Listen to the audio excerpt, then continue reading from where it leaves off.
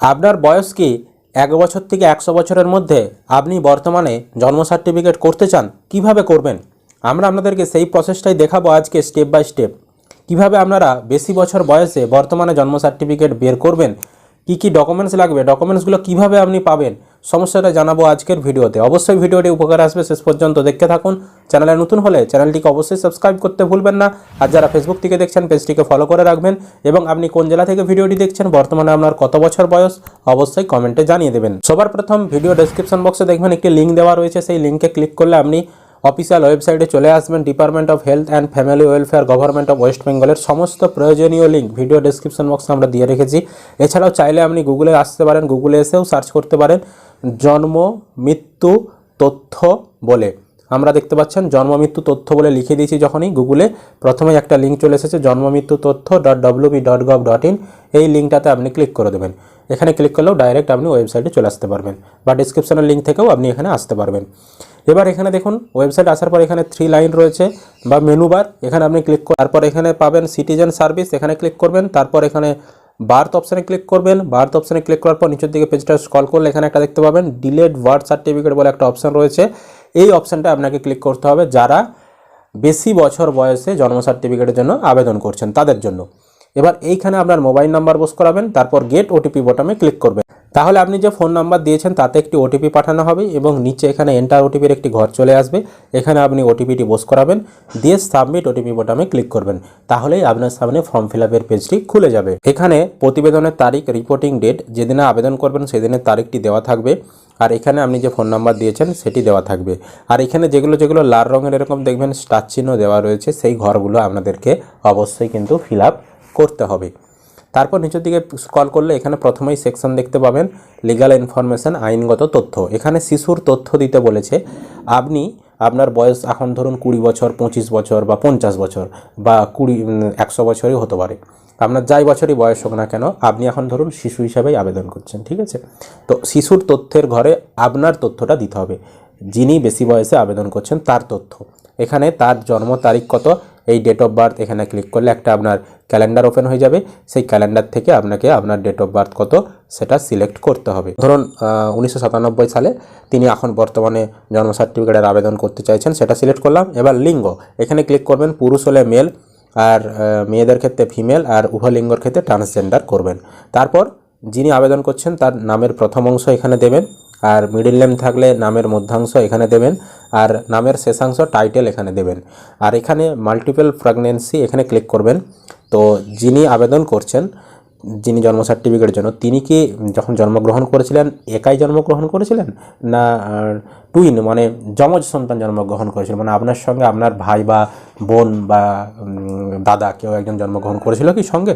যদি করে থাকে তাহলে টুইন করবেন, আর যদি সিঙ্গেল আপনি একাই জন্মগ্রহণ করে থাকেন সিঙ্গেল করবেন। তারপর জন্মের স্থান, এখানে কোথায় জন্মগ্রহণ আপনি করেছিলেন তার সমস্ত তথ্য দিতে হবে। তো এখানে দেখুন প্লেস অফ বার্থ, জন্মের স্থান, এখানে ক্লিক করলে হসপিটাল, হোম আর আদার্স। যদি আপনি হাসপাতালে, নার্সিংহোমে কোথাও জন্মগ্রহণ করে থাকেন তাহলে সিলেক্ট করবেন হোম, মানে বাড়িতে যদি জন্মগ্রহণ করে থাকেন তাহলে হোম সিলেক্ট করবেন, বা অন্যান্য কোথাও জন্মগ্রহণ করে থাকলে আদার্স সিলেক্ট করবেন।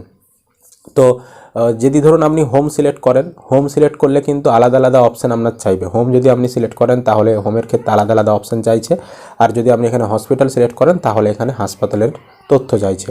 ধরুন আমি হাসপাতালটাই দেখাচ্ছি, হাসপাতালে আপনি সিলেক্ট করলেন। আর হোমে যদি করেন, হোমেরও ক্ষেত্রে একই, সমস্ত কিছু অপশান কিন্তু একই থাকবে, ঠিক আছে? শুধু ডকুমেন্টস আপলোডের জায়গাটাই এখানে কিন্তু বেশি ডকুমেন্টস একটা আপনাদেরকে আপলোড করতে হয়। যেমন এই যে যদি আপনি হাসপাতালে করেন তাহলে এখানে আপলোড ডিসচার্জ সার্টিফিকেট আপনাকে দিতে বলছে এক্সট্রাভাবে। আর পেমেন্ট অফ চালান, এটা তো সবাইকেই দিতে বলে। ফর্ম নম্বর 1 এটা নতুন যুক্ত করা হয়েছে 2024-এর নিয়ম অনুযায়ী, এটা দিতে হবে। আর আপলোড পারমিশন এটা দিতে হবে। তো যারা হাসপাতালে চয়েস করছেন তাদের ক্ষেত্রে এই আপলোড ডিসচার্জ সার্টিফিকেট এই অপশানটা আসবে। আর যদি আপনি প্লেস অফ বার্থ এখানে হোম সিলেক্ট করেন, হোম সিলেক্ট করলে এবারে দেখবেন কী কী ডকুমেন্টস চাইছে। এবারে দেখতে পাচ্ছেন এখানে সেই ডিসচার্জ সার্টিফিকেটের অপশানটা কিন্তু আর নেই।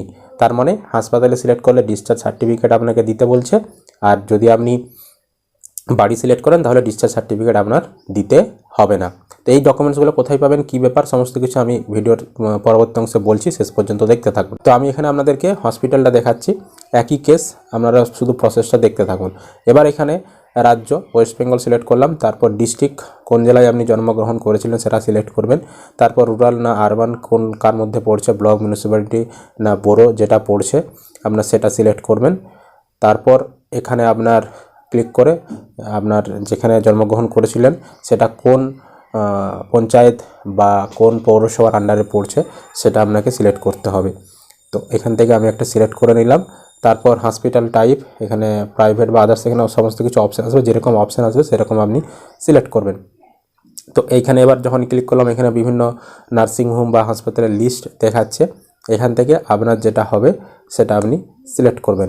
তারপর পিতার তথ্য, তো আপনার বাবার তথ্য এখানে দিতে হবে। লাল রঙের স্টার চিহ্ন দেওয়া নেই, আপনি দিতেও পারেন নাও দিতে পারেন, কোনো অসুবিধা নেই। যদি দেন বাবার নামের প্রথম অংশ, মিডিল নেম থাকলে মিডিল নেম, টাইটেল এখানে দেবেন, ইমেল আইডি থাকলে দেবেন, না থাকলে দেওয়ার দরকার নেই। মোবাইল নাম্বার চাইলে দিতে পারেন, না চাইলে দেওয়ার দরকার নেই।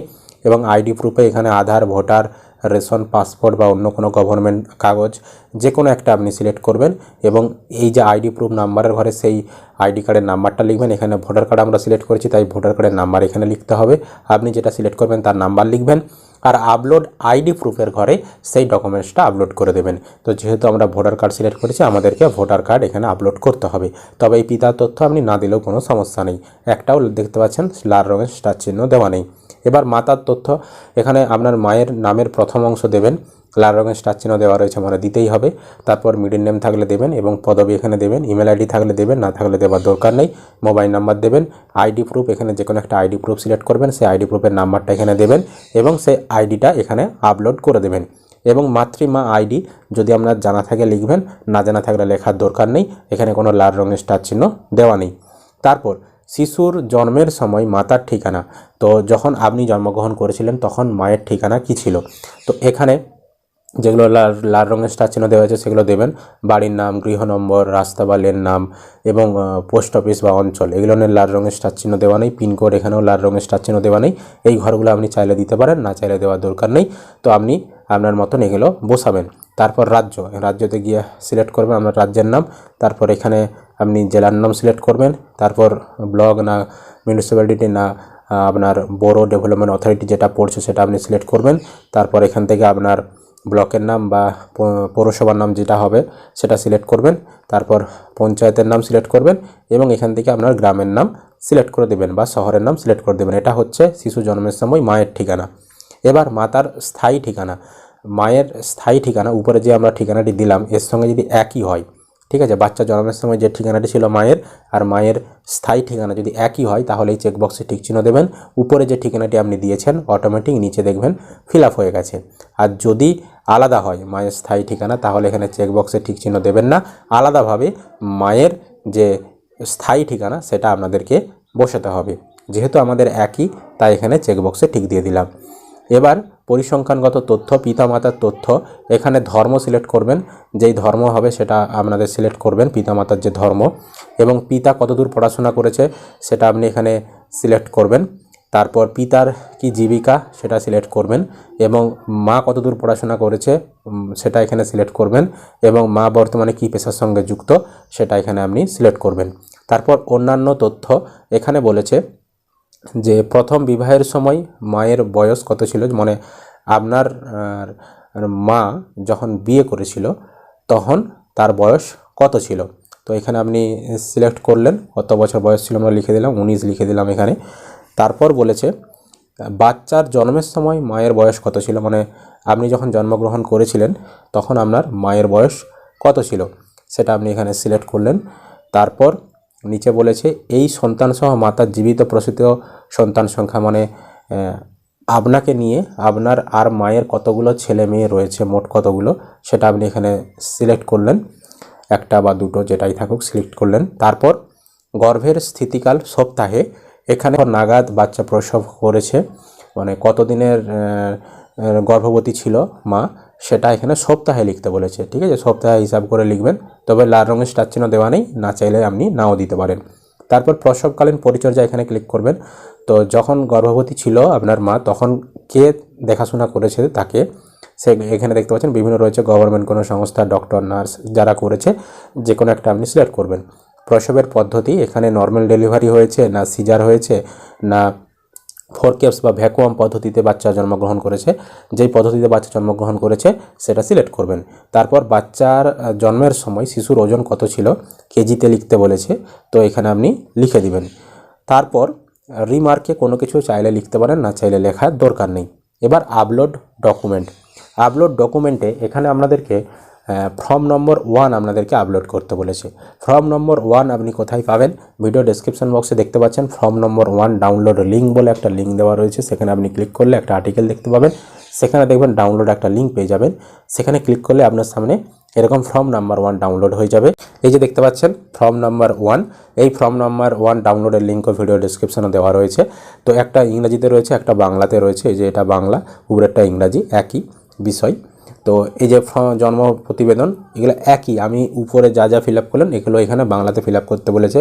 জন্ম তারিখ, লিঙ্গ, শিশুর নাম, পিতার নাম, তারপর মাতার নাম, তারপর শিশুর জন্মের সময় পিতামাতার ঠিকানা, পিতামাতার স্থায়ী ঠিকানা, তারপর জন্মের স্থান দিতে বলেছে, সংবাদদাতার নাম বা ঠিকানা, তারপর মাতার বাসস্থান, এছাড়াও পরিবারের ধর্ম, পিতামাতার শিক্ষাগত মান, মাতার শিক্ষাগত মান, পিতার পেশা, মাতার পেশা, প্রথম বিবাহের সময় মাতার বয়স কত, সন্তান জন্মের সময় মাতার বয়স, মাতার জীবিত প্রসূত সন্তান সংখ্যা কটি মোট সেটা দিতে বলেছে, প্রসবকালীন পরিচর্যা কে করেছে এখানে ঠিক চিহ্ন দিতে হবে, প্রসবের পদ্ধতি স্বাভাবিক না সিজারের মাধ্যমে হয়েছে না ফোরকেপস বা ভ্যাকুয়াম পদ্ধতিতে হয়েছে সেটা দিতে বলেছে, গর্ভের স্থিতিকাল দিতে বলেছে এবং এখানে পিতামাতার স্বাক্ষর এখানে সই করতে বলেছে।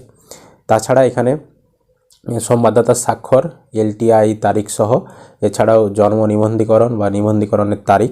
তো জন্ম নিবন্ধীকরণ মনে হচ্ছে এই যে এখানে দেখতে পাচ্ছেন নিবন্ধীকরণ বা উপনিবন্ধীকরণের স্বাক্ষর। এখানে আপনি আপনার যে পঞ্চায়েতে যারা এই জন্ম বা ডেথ সার্টিফিকেটের কাজ করে তাদের কাছ থেকে আপনারা সই করাতে পারেন। তারা আপনার এই ফর্মটা বিডিও অফিস থেকে সই করে নিয়ে আসবে, বা আপনারা সরাসরি বিডিও অফিসে গিয়ে জন্ম মৃত্যু নিবন্ধীকরণের যারা দায়িত্বে রয়েছেন তাদের কাছ থেকে আপনারা সই করে নিয়ে আসবেন। আবার অনেক সময় সই না করালেও হয়, পিতামাতা শুধু সই করলেও হয়। তো যদি আপনারা সই করিয়ে নিয়ে আসতে পারেন সেক্ষেত্রে আরও ভালো হয়। তো নিবন্ধীকরণ বা উপনিবন্ধীকরণের স্বাক্ষর এটা হচ্ছে একটা পদের নাম। তো বিডিও অফিসে এছাড়াও আপনার মহকুমা দপ্তরে এগুলো কিন্তু থাকে, এই পদগুলো থাকে, এই অফিসাররা সেখানে থাকে। তো আপনারা তাদের কাছ থেকে সইও এখানে করাতে পারেন। তো এটা আপনার পূরণ করা হয়ে গেল, একটা কাগজ আপনি পেয়ে গেলেন।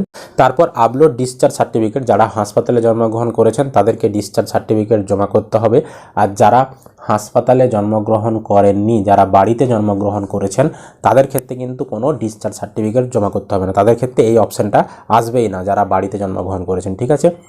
তো যারা হাসপাতালে জন্মগ্রহণ করেছেন তাদের ক্ষেত্রে আপনাকে ডিসচার্জ সার্টিফিকেট নিয়ে আসতে হবে। এবার ধরুন অনেক আগে আপনি হাসপাতালে জন্মগ্রহণ করেছেন, এখন আপনার ডিসচার্জ সার্টিফিকেট আর নেই, বাড়িতে খুঁজে পাচ্ছেন না, তখন আপনি কি করবেন? আপনি যেই হাসপাতালে জন্মগ্রহণ করেছেন সেখানে যাবেন এবং যারা এই জন্ম মৃত্যুর কাজ করে সেই হাসপাতালে তাদের সঙ্গে আপনি কথা বলবেন। তাদের একটা রেজিস্টার্ড খাতা রয়েছে, ঠিক আছে, যে ওই হাসপাতালে আগের সালে বা 10 বছর আগে, 15 বছর আগে কারা জন্মগ্রহণ করেছে একটা খাতায় লেখা থাকে তাদের। তো সেখান থেকে আপনি তথ্য বার করে সেই তথ্য দেখিয়ে বর্তমানে যারা মেডিকেল অফিসার রয়েছে সেই হাসপাতালে তাদের কাছ থেকে আপনি একটা ডিসচার্জ সার্টিফিকেট নিয়ে আসবেন, ঠিক আছে। আপনি যদি প্রমাণ করতে পারেন যে আপনি ওই হাসপাতালে জন্মগ্রহণ করেছেন এবং রেজিস্টার খাতাতে যদি আপনার সমস্ত তথ্য উল্লেখ থাকে তাহলে আপনাকে কিন্তু মেডিকেল অফিসার ওই হাসপাতালের আপনাকে কিন্তু দিয়ে দেবে ডিসচার্জ সার্টিফিকেট। তো সেই ডিসচার্জ সার্টিফিকেট নিয়ে আপনাকে এখানে আপলোড করে দিতে হবে। আর যারা বাড়িতে জন্মগ্রহণ করেছেন তাদের ক্ষেত্রে এটা লাগছে না। আর আপলোড পেমেন্ট চালান, এখানে একটা আপনাকে, যেহেতু আপনি পরে অনেক দিন পরে আপনি জন্ম সার্টিফিকেটের জন্য আবেদন করেছেন, সেক্ষেত্রে একটা সরকারকে একটা ফিস পেমেন্ট করতে হয়, অল্প সংখ্যক ফিস, 10 টাকা, তার থেকেও কম আবার তার থেকে একটু বেশি। তো সেই পেমেন্টটা আপনাদেরকে গ্রিপসের অফিসিয়াল ওয়েবসাইটে গিয়ে করতে হয়।